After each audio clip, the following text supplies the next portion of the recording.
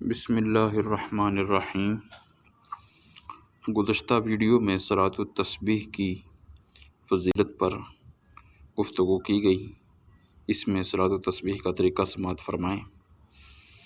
بہت سے طرق کتب فقہ میں اور کتب حدیث میں موجود ہیں، لیکن سب سے صحیح اور جس پر زیادہ تر محدثین اور فقہاء احناف کا اتفاق ہے وہ یہ طریقہ ہے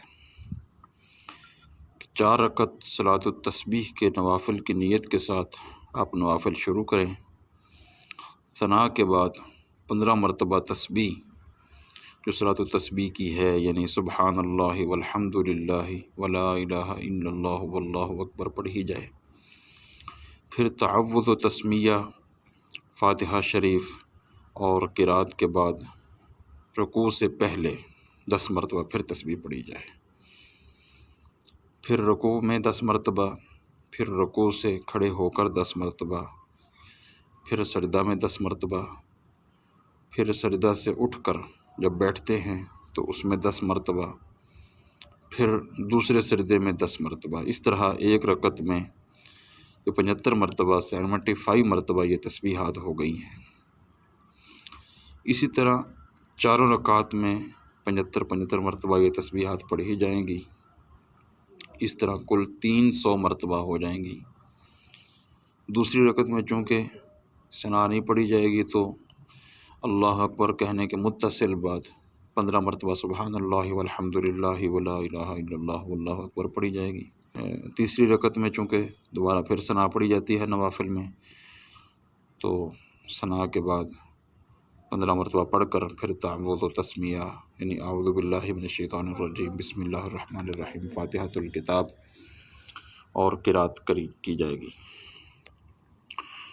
اور 4 رکعات میں قرات میں کوئی سورت بھی پڑھنا چاہیں تو پڑھ سکتے ہیں، لیکن صحابی رسول سیدنا عبداللہ بن عباس رضی اللہ تعالیٰ عنہ سے پوچھا گیا کہ اس میں کون سی صورتیں پڑھی جائیں، یعنی صلاۃ التسبیح میں کون سی صورتیں پڑھی جائیں، تو انہوں نے یہ ترتیب بیان فرمائی کہ پہلی رکعت میں سورۃ التکاثر، دوسری رکعت میں سورۃ العصر، تیسری میں سورۃ الکافرون اور چوتھی میں سورۃ الاخلاص پڑھی جائے۔ تو اگر یہ صورتیں پڑھ لی جائیں تو یہ زیادہ اولیٰ اور بہتر ہے۔ اور اگر کوئی شخص بھول کر کسی رکن میں تسبیحات کم پڑھ لے یا زیادہ پڑھ لے تو اس کا حل یہ ہے، ملا علی قاری نے شرح مشکات میں ذکر کیا ہے کہ دوسرے رکن میں تعداد پوری کر لے، کم پڑھی ہے تو دوسرے میں زیادہ پڑھ لے، اور زیادہ اگر پڑھی ہے تو دوسرے میں کم پڑھ لے، یا پھر سجدہ سہو کر لے، لیکن سجدہ سہو میں تسبیحات نہیں پڑھی جائے گی، تسبیحات نہیں پڑھے گا، صرف سجدہ کی تسبیحات ہی پڑھے گا، یعنی سبحان ربی الاعلیٰ، سبحان ربی الاعلیٰ۔